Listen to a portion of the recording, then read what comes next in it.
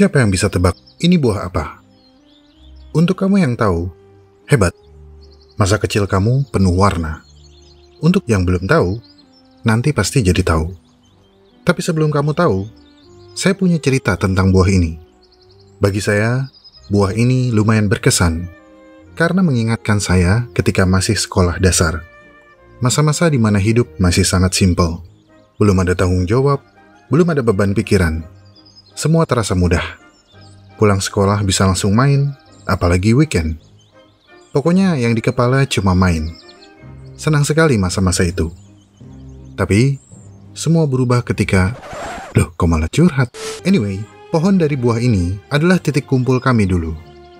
Setiap pulang sekolah setelah makan siang, setiap minggu setelah nonton Doraemon, di sanalah kami berkumpul. Sembari menunggu teman-teman yang lain, kami akan memanjat pohon ini.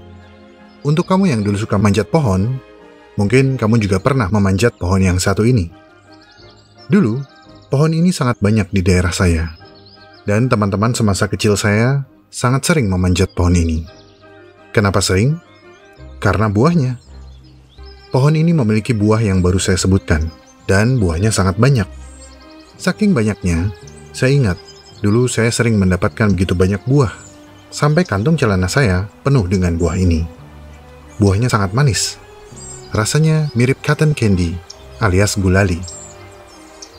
Dalam video kali ini, kita akan membahas tentang Muntingia calabura, alias Jamaica cherry, alias seri, alias kerson atau kersen.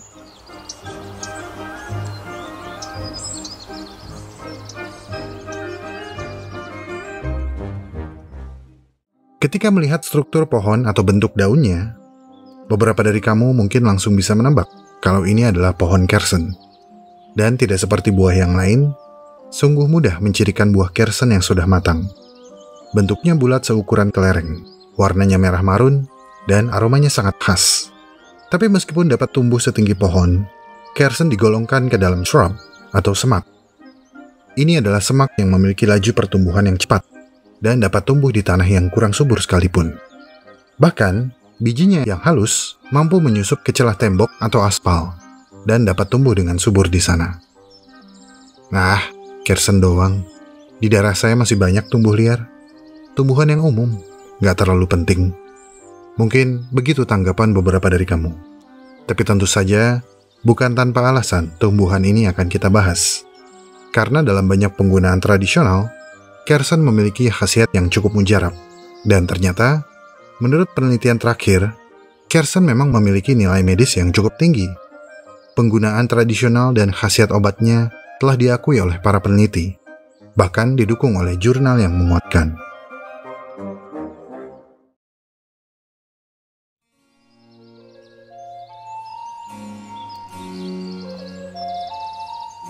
Pohon kersen adalah salah satu dari beberapa pohon yang begitu mudah dilewati, karena bentuknya yang biasa aja. Terkesan tidak menarik dengan warna ala kadarnya. Apalagi sifatnya yang sangat mudah tumbuh, membuat pohon ini terkesan berantakan dan tidak enak dipandang. Nama ilmiah kersen adalah Muntingia calabura, anggota dari famili Muntingiaceae. Mereka memiliki berbagai macam nama di banyak daerah, dan kebanyakan menjuluki mereka sebagai cherry, karena bentuknya mirip cherry yang terkenal. Bahkan nama populer mereka di banyak negara adalah Jamaica cherry. Tapi di beberapa negara, mereka juga dikenal sebagai Panama berry dan tree strawberry atau stroberi pohon. Di Indonesia, kita menyebut mereka talok, keres, seri, dan kerson atau kersen. Tapi mungkin ada sebutan lain untuk buah ini di daerah yang berbeda. Apa sebutan kersen di daerah kamu? Tulis di kolom komentar ya. Disebut Jamaica cherry karena Muntingia calabura yang pertama kali dideskripsikan oleh Linnaeus pada tahun 1753 berasal dari Jamaika. Carl Linnaeus menamai genus Muntingia untuk mengenang ahli botani Belanda Abraham Munting. Muntingia calabura adalah satu-satunya spesies dalam genus ini. Varietas lain yaitu Muntingia rosea yang memiliki bunga berwarna merah muda mungkin adalah satu-satunya varietas yang diketahui dari spesies ini. Menariknya, meskipun disebut Jamaica berry, tumbuhan ini berasal dari neotropik seperti Meksiko, Bolivia, dan Argentina yang telah diperkenalkan di daerah tropis lainnya. Kersen telah lama dibudidayakan secara luas di daerah tropis, mulai dari India hingga Asia Tenggara, dan tumbuh di wilayah seperti Indonesia dan Filipina. Saking banyaknya, di kedua negara tersebut, mereka telah dianggap sebagai tumbuhan endemik. Umumnya ditemukan pada ketinggian 1.300 meter dari permukaan laut. Di Asia Tenggara, Kersen pertama kali diperkenalkan ke Filipina pada abad ke-19. Kemudian benihnya disebarkan oleh banyak burung dan kelelawar ke seluruh wilayah Filipina, yang juga membantu penyebarannya hingga ke Thailand, Semenanjung Malaya, dan akhirnya ke Indonesia. Catatan resmi pertama dari spesies ini adalah pada tahun 1895 di Singapura. Karena kemampuannya yang luar biasa untuk tumbuh dengan cepat, Kersen menjadi salah satu pohon pinggir jalan yang paling umum di Asia Tenggara. Catatan paling awal menjelaskan, Kersen mungkin diperkenalkan sebagai pohon buah yang dengan cepat menyebar ke seluruh negara hingga dianggap invasif. Di Sri Lanka, Kersen diperkenalkan sekitar tahun 1912, kemudian dinaturalisasi di seluruh pulau. Begitu pula di Taiwan, dengan catatan pertama yang muncul pada tahun 1936, di mana mereka juga merupakan spesies asing yang telah dinaturalisasi. Kersen merupakan salah satu komponen utama dari vegetasi sekunder. Ini adalah spesies perintis yang khas di hutan tropis dataran rendah, di mana mereka dapat mengkolonisasi celah-celah pepohonan dan tanah yang kurang subur. Mereka juga biasa ditemukan di padang rumput, lahan pertanian, tepi hutan, tanah berpasir, hingga di sepanjang tepi jalan buatan manusia dan di pinggiran sungai. Mereka bahkan mampu tumbuh di dalam celah konblok atau di antara retakan semen. Di Indonesia, pohon ini merupakan salah satu pohon pinggir jalan yang paling umum, terutama di bagian yang lebih kering, seperti di bagian timur Pulau Jawa. Mereka terkenal sebagai tumbuhan yang kuat, yang mampu tumbuh di lahan pekarangan yang telah gundul dan padat karena terinjak, hingga di area di mana tidak ada pohon lain yang mampu tumbuh. Pertumbuhan yang cepat seringkali membuat kaget, karena tiba-tiba sudah tumbuh di atas 30 cm dalam waktu beberapa minggu. Seperti tukang parkir yang tiba-tiba muncul begitu kita mau pergi. Mulut ini bisa bikin gua kaya.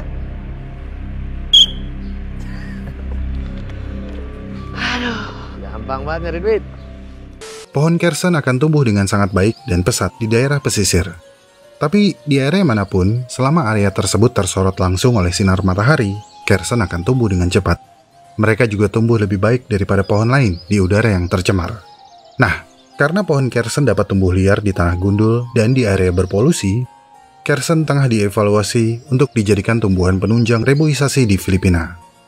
Selain penghijauan, reboisasi ini juga bertujuan sebagai suaka marga satwa karena burung dan kelelawar menyukai buahnya. Terlebih, pohon Kersen tidak butuh perawatan khusus. Di Meksiko, buah Kersen banyak dijual di pasar. Tapi di Brazil, mereka dianggap terlalu kecil untuk dijadikan komoditas komersial. Sehingga di Brazil, Kersen disarankan untuk ditanam di tepi sungai, agar bunga dan buah mereka yang melimpah jatuh ke air dan berfungsi sebagai pakan alami, menarik banyak spesies ikan untuk kesejahteraan nelayan. Di beberapa negara seperti Malaysia dan Singapura, Kersen dianggap sebagai pohon pengganggu jika tumbuh di teras atau di pekarangan rumah. Karena burung dan kelelawar seringkali memakan buahnya dan tidak jarang bersarang di bawah atap rumah dan sembarangan, merusak estetika teras.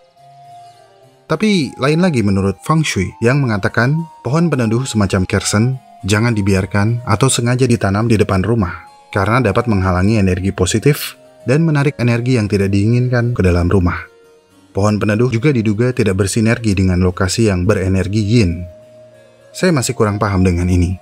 Mungkin ada teman yang mengerti boleh membantu mencerahkan di kolom komentar.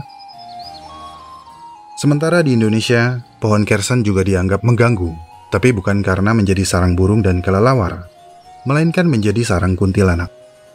Banyak cerita mistis yang melibatkan pohon Kersen, dan mitos yang paling terkenal adalah pohon ini menjadi pohon favorit kuntilanak.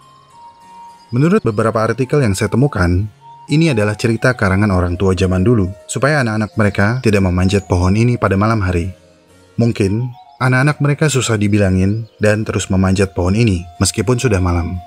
Jadi, senjata pamungkas mendidik anak pun dikeluarkan, yaitu dengan menakut-nakuti.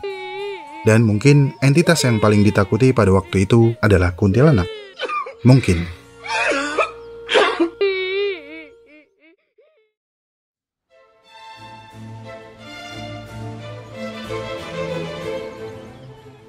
Kersen adalah tumbuhan dengan ciri yang sangat khas. Daunnya hampir selalu terlihat hijau, dengan ujung runcing dan tepi yang bergerigi. Panjang daun berkisar antara 8 hingga 12 cm, dengan lebar berkisar antara 3-5 cm. Warna sisi atas daun hijau tua dan hijau keabu-abuan di sisi bawahnya.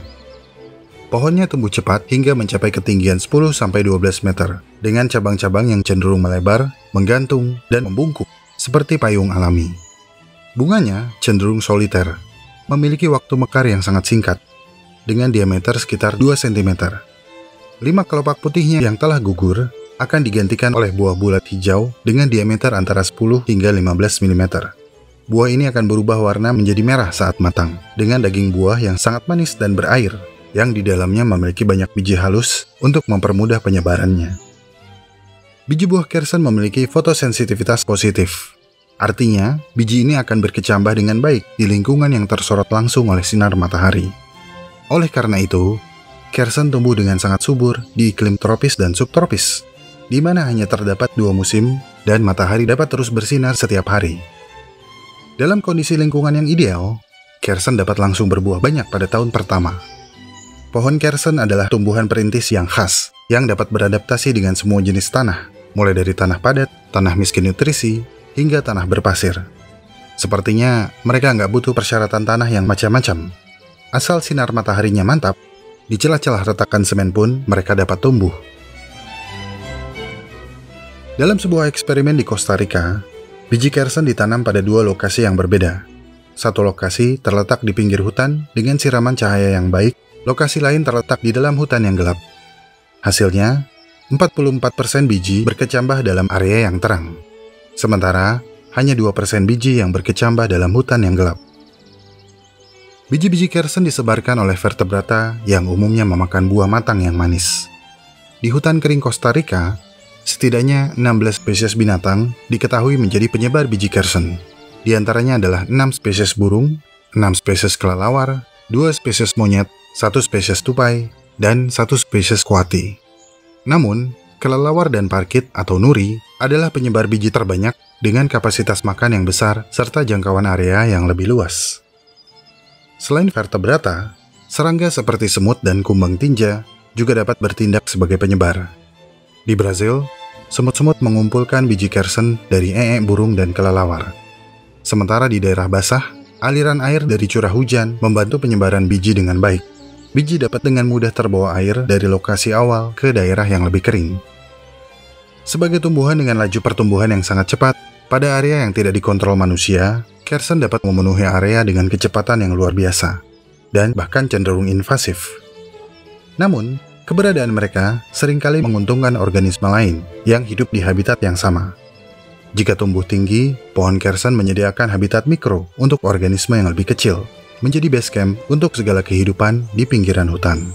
Serangga seperti lebah akan tertarik untuk menyerbuki bunganya, mengundang kehadiran reptil yang ingin menyantapnya. Burung-burung sangat suka dengan buahnya. Mamalia akan dengan lahap memakan buah dan daunnya. Buah yang dimakan burung dan mamalia akan disebarkan ke seluruh area. Bijinya dapat bertahan selama proses pencernaan, tetap selamat dalam kotoran, hingga menemukan tempat baru untuk tumbuh setelah tersapu air hujan. Umumnya, pohon Kersen mulai menghasilkan bunga pada umur 1 hingga 2 tahun. Batang mereka memiliki bunga-bunga yang cukup banyak dan akan mekar secara berurutan, dengan interval mulai dari 4 hingga 9 hari. Dalam kurun waktu 2 minggu sejak mekarnya bunga terakhir, bunga pertama dari rangkaian berikutnya akan mekar. Bunganya cenderung melengkung ke posisi atas untuk memudahkan penyerbukan, dan akan rontok dalam 1 hingga 2 hari, menandakan pembentukan buah. Bunga akan mekar saat fajar, dan akan menguncup di sore hari. Ketika mekar, bunga akan mengeluarkan aroma manis, yang akan memancing lebah, kupu-kupu, lalat, semut, ngengat diurnal, dan burung kolibri. Tetapi lebah tampaknya menjadi penyerbuk utama dari bunga Kersen. Pada beberapa daerah, lebah trigona yang tanpa sengat dan lebah madu Afrika adalah penyerbuk yang paling sering datang berkunjung. Bunga Kersen bersifat biseksual, dengan ukuran putik dan jumlah benang sari yang sangat bervariasi. Dalam satu pohon, beberapa bunga dapat memiliki ovarium yang lebih besar, dengan benang sari yang sangat sedikit. sementara bunga yang lain memiliki ovarium yang kecil dengan banyak benang sari. Namun, sebagian besar bunga berada di antara kedua variasi ini. Bentuk bunga sangat bergantung pada urutan terbukanya bunga dalam satu batang. Biasanya, bunga yang membuka lebih dulu akan memiliki ovarium yang lebih besar dan benang sari yang lebih sedikit.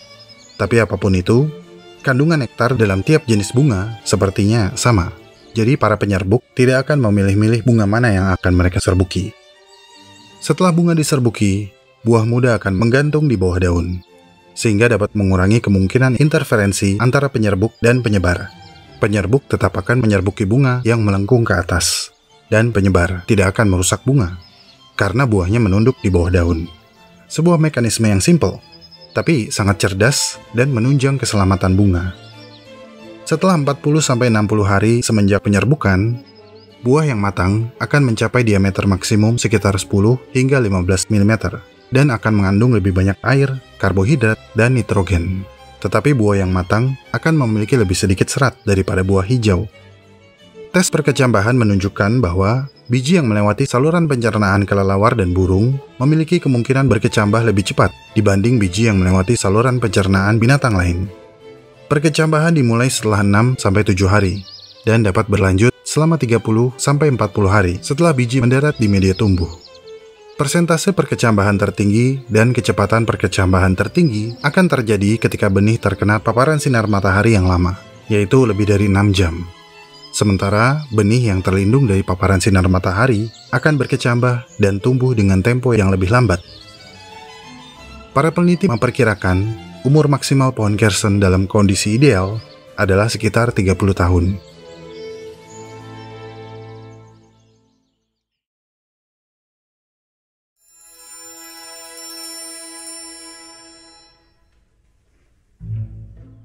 Pohon kersen adalah pohon yang penuh manfaat.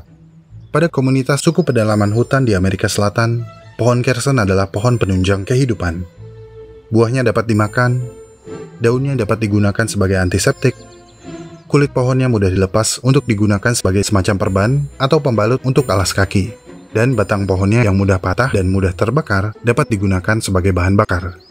Di banyak negara tropis, pohon kersen juga memiliki sejarah panjang dalam penggunaan obat tradisional dan sering disebutkan memiliki khasiat obat yang mirip dengan ginseng. Pada beberapa literatur, pohon kersen dideskripsikan memiliki banyak variasi penggunaan tradisional dengan penggunaan yang berkaitan dengan khasiat obat di Peru, Kolombia, Meksiko, Vietnam, dan Filipina. Penggunaan yang menunjukkan nilai medis ini seringkali tidak didokumentasikan dengan baik di serumpun Melayu, seperti Singapura, Malaysia, Brunei, dan Indonesia.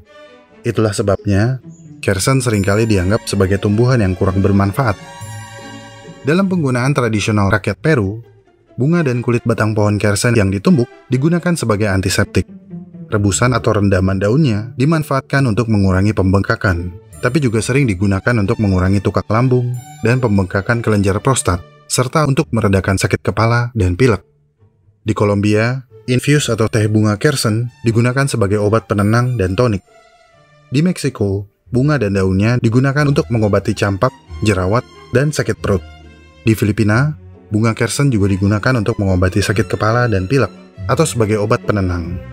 Sementara, akar pohon kersen yang direbus telah digunakan sebagai emenagog atau pelancar menstruasi dan sebagai obat penggugur kandungan di Vietnam.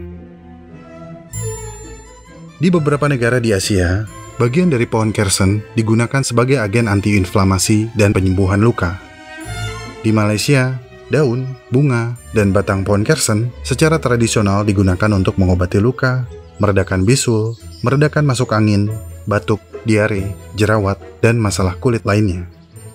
Karena tidak mengandung zat beracun, kersen dapat diolah menjadi berbagai macam produk, termasuk anggur, cuka, dan sabun. Ekstraksi minyak dari pohonnya juga bisa digunakan untuk memasak dan merawat kondisi kulit. Buahnya yang manis dan dapat dimakan segar juga sering dimasak menjadi isi kue tart atau dibuat menjadi selai. Tapi selain rasanya yang manis, buah kersen juga memiliki aktivitas antiinflamasi yang kuat. Studi terbaru tentang Muntingia adalah untuk membuktikan dan mengkonfirmasi kebenaran apakah penggunaan tradisional sesuai dan sejalan dengan manfaat farmakologis. Salah satu hasil studi tersebut adalah keabsahan khasiat teh dari daun dan ekstraksi gula dari buah kersen. keduanya mampu menurunkan tingkat gula darah yang sangat bermanfaat untuk penderita diabetes. Hasil penelitian yang dilakukan terhadap tikus putih yang diinduksi aloksan menunjukkan bahwa ekstraksi senyawa dari daun dan buah kersen memberikan pengaruh yang signifikan terhadap penurunan kadar gula darah pada tikus putih tersebut. Selain mengandung manfaat obat-obatan, di antara para peternak ikan, daun kersen adalah daun mujarab yang memiliki banyak khasiat yang sangat menguntungkan. Daun kersen yang disebarkan ke permukaan kolam dapat menyediakan tempat ikan bernaung, bertelur, hingga memperbesar kemungkinan telur menetas. Daun kersen juga memiliki senyawa yang dapat mencegah parasit menempel pada tubuh ikan. Di area perkotaan, pohon kersen juga sangat ideal ditanam di depan rumah, agar kendaraan bisa diparkir di bawah naungannya. Tapi meskipun itu di depan rumah kamu, jangan parkir di pinggir jalan juga, kan itu jalan umum. Dan sebaiknya, jalan umum jangan ditanami pohon kersen. Nanti daunnya mengotori jalanan, dan akarnya dapat merusak struktur jalan. Lebih baik bikin kanopi sendiri, lebih nyaman. Tuh, bukan begitu. Anyway, pohon kersen juga dapat dimanfaatkan sebagai sumber insektisida dan fungisida. Ekstrak heksana dan alkohol dari bunga dan buah menunjukkan aktivitas insektisida yang kuat terhadap larva ngengat Plutella xylostella, salah satu hama yang paling sulit dikendalikan. Formulasi yang dikembangkan dari akar pohon kersen menunjukkan aktivitas penghambatan terhadap jamur patogen Altemaria solani yang menyebabkan penyakit pada pohon tomat dan kentang. Di alam liar, sebagai spesies suksesi awal, kersen berkontribusi terhadap regenerasi hutan dengan menciptakan lingkungan baru untuk menaungi spesies suksesi tengah dan akhir. Karena kemampuannya untuk tumbuh di lahan gundul dan toleran terhadap polusi udara, spesies ini telah membantu banyak organisme bertahan hidup dan bersembunyi dari incaran manusia. Ternyata, kersen keren ya. Tapi yang rada mengejutkan adalah, dengan rasa yang manis kayak gulali dan segala khasiat dan manfaat yang mereka miliki, kenapa belum ada pemuliaan untuk kersen ya? Semoga penelitian lebih lanjut dapat memulihkan nama mereka yang terlanjur terkenal sebagai pohon pinggiran yang wujudnya berantakan.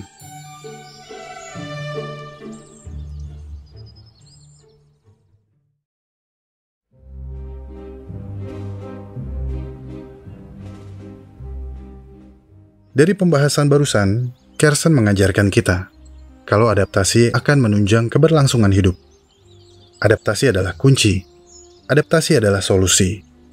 Meskipun sering dianggap nggak rapih, kersen nggak peduli. Di alam liar, kerapihan bukanlah faktor yang paling rinci. Di alam liar, yang terpenting adalah bisa hidup dan menghidupi. Dengan kemampuannya tumbuh pesat di tanah yang kurang subur, kersen memanfaatkan apa yang mereka dapatkan sebaik mungkin untuk memberikan kesempatan serta perlindungan bagi penghuni habitat yang tergusur. Seperti kersen, kita juga harus mampu beradaptasi, berjuang setengah mati, bahkan di tempat di mana kebanyakan manusia tidak dapat beradaptasi. Tahan banting dan memanfaatkan celah sekecil apapun untuk tumbuh. Pada akhirnya, buah dari hasil perjuangan keras tersebut akan terasa manis dan bermanfaat bagi banyak jiwa.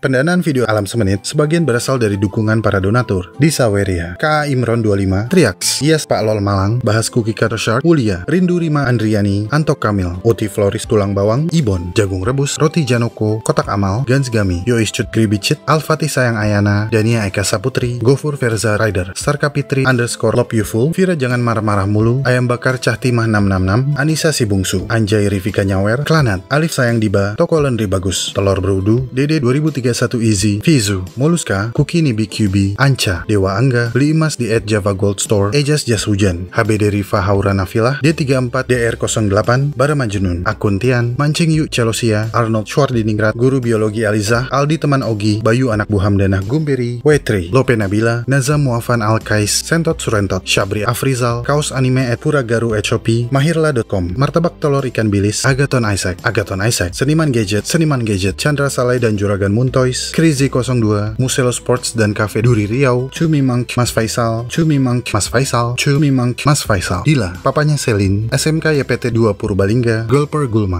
Gulma, Adnan Sayang Menik, Dipa yang udah glory, Masak Sayoga skripsi selesai, @damasus.sr, Anontok ID _bot, Semangat Alam Semenit, @uju _baik hati, Pak Mudebara, Iota, Maurice, mamanya Unyung, dan Sujino _ bapaknya Maura dan Naida. Terima kasih telah menonton sampai menit ini. Saya sangat-sangat menghargai segala support yang teman-teman berikan kepada Alam Semenit. Jika ingin tahu lebih banyak tentang subjek pembahasan dalam video ini, cek deskripsi video.